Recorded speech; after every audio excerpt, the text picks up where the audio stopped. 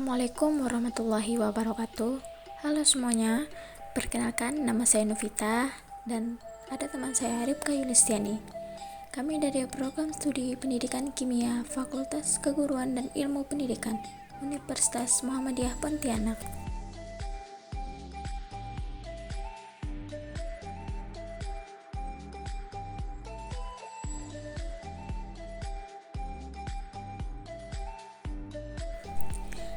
Adapun submateri pada hari ini adalah yang pertama tentang teori asam basa, dan yang kedua ada struktur asam basa, dan yang ketiga ada ciri-ciri asam basa, dan yang keempat ada contoh asam basa, dan yang kelima ada klasifikasi asam basa, dan yang terakhir ada indikator asam basa.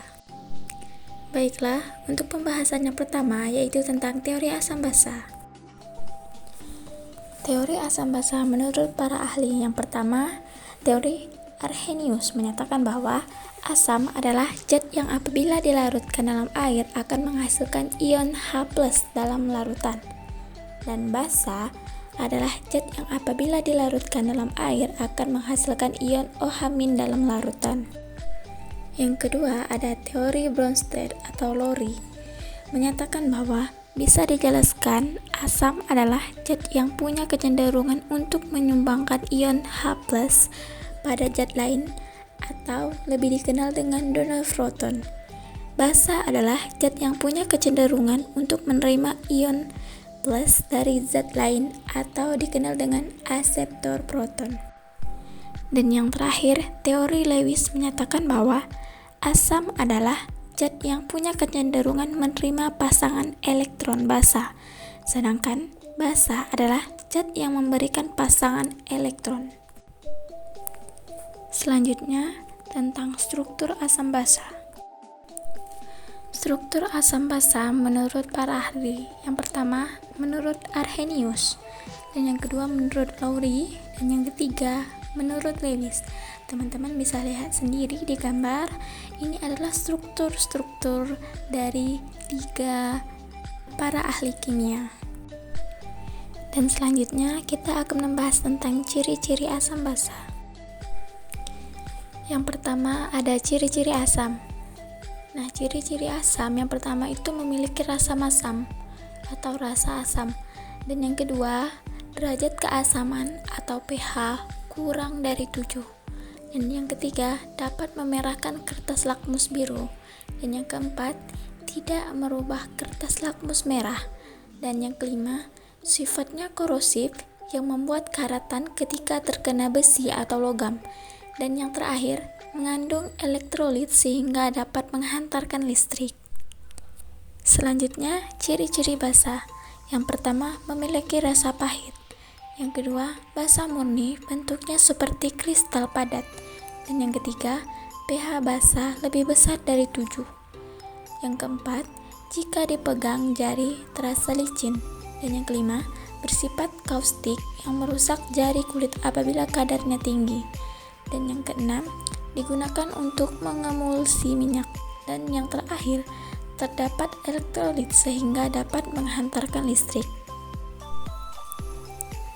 Selanjutnya, kita akan membahas tentang contoh asam dan basa. Baiklah, teman-teman bisa lihat sendiri, di sini ada gambar jeruk. Nah, kenapa jeruk termasuk ke dalam golongan sifat asam? Baiklah, kita akan membahas mengenai jeruk yang merupakan golongan sifat asam. Jeruk merupakan salah satu contoh asam dalam kehidupan sehari-hari dan bisa dikonsumsi. Nah, jeruk juga adalah golongan sifat asam yang mengandung senyawa asam sitrat. Nah, kita dapat mengidentifikasikan jus jeruk termasuk asam atau basa dari rasanya. Nah, jus jeruk ini memiliki rasa yang masam, sehingga jus jeruk itu bersifat asam dan jus jeruk itu termasuk ke dalam golongan asam. Nah, di sini ada struktur dari asam sitrat. Teman-teman bisa lihat di sini. Baiklah, selanjutnya kita akan membahas tentang contoh basa. Nah, di sini ada sebuah gambar, yang mana gambar ini adalah gambar pare. Nah, kenapa pare termasuk ke dalam golongan sifat basa? Baiklah, Di sini kita akan menjelaskan kenapa pare termasuk ke dalam golongan sifat basa. Karena di strukturnya ada atom N. Atom N mempunyai 5 elektron valensi. Ikatannya bisa menggunakan rangkap 2 atau rangkap 3.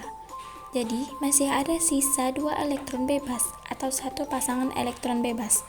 Maka dikategorikan basa karena bisa menyumbangkan elektron bebas. Menurut Basa-Lewis, buah pare juga mengandung zat memordisin yang merupakan kelompok dari senyawa alkaloid. Nah, di sini juga ada struktur memordisin dan teman-teman juga bisa lihat.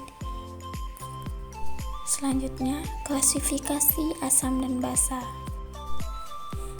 Klasifikasi asam kuat merupakan senyawa yang terurai secara keseluruhan pada waktu dilarutkan di dalam air serta akan menghasilkan jumlah ion seluruhnya, atau asam yang ketika dilarutkan dalam air bisa melepas ion H+ dengan mudah, dan salah satu contohnya adalah pembersih kamar mandi atau HCl. Selanjutnya, klasifikasi asam lemah. Asam lemah merupakan senyawa yang sedikit terurai pada waktu dilarutkan dalam air, atau senyawa yang dilarutkan dalam air akan sulit melepaskan ion H+ dan mengalami disosiasi pada larutan. Nah, salah satu contohnya yaitu CH3COOH atau cuka. Klasifikasi basa kuat. Basa kuat adalah senyawa basa yang bila dilarutkan dalam air akan melepaskan ion OH- dengan mudah. Salah satu contohnya adalah NaOH atau sabun. Di sini ada contoh reaksi penguraian. NaOH akan atau ketika dilepas akan menjadi Ha+ ditambah OH-. Klasifikasi basa lemah. Basa lemah merupakan senyawa yang hanya sedikit terurai pada waktu dilarutkan ke dalam air, atau senyawa yang apabila dilarutkan di dalam air akan sulit melepas ion OH+ dan mengalami disosiasi dalam larutan. Contohnya NaHCO3 atau soda kue. Nah, di sini ada reaksi peruraian. Teman-teman bisa lihat sendiri. Ada 2 NaHCO3 ketika dilepas akan menjadi Na2CO3 ditambah CO2 ditambah H2O. Dan yang terakhir, kita akan membahas tentang indikator asam dan basa. Di sini, apakah teman-teman sering mendengar tentang indikator asam dan basa? Baiklah, di sini kita akan membahas tentang indikator asam dan basa. Apa sih indikator asam dan basa? Apa saja sih contoh dari indikator buatan atau indikator alami? Baiklah, kita akan bahas di sini. Indikator asam dan basa adalah zat yang warnanya bergantung pada pH larutan, sehingga menunjukkan sifat asam, basa, atau netral dalam larutan tersebut.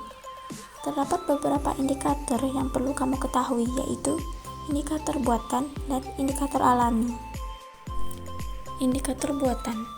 Nah, indikator ini dibuat di laboratorium dengan alat dan beberapa bahan kimia. Dua macam indikator yang biasanya digunakan untuk pH larutan yaitu indikator kertas dan larutan. Pada indikator kertas, teman-teman mungkin sudah tidak asing dengan menggunakan kertas lakmus yang berwarna merah dan biru. Jika bersifat asam, kertas akan berwarna merah, sedangkan jika bersifat basa, akan berwarna biru. Indikator larutan yaitu phenolphthalein atau yang dikenal dengan indikator PP, metil merah, dan bromthimol biru. Larutan tersebut akan berubah warna jika dicampur dengan larutan yang bersifat asam atau basa. Misalnya, indikator PP akan berwarna merah pada larutan basa. Indikator alami berasal dari bahan-bahan alami yang diekstrak, biasanya dari tumbuhan yang warnanya mencolok seperti bunga kemang, sepatu, dan kunyit. Terima kasih sudah menyimak video ini dari awal hingga akhir. Bye-bye.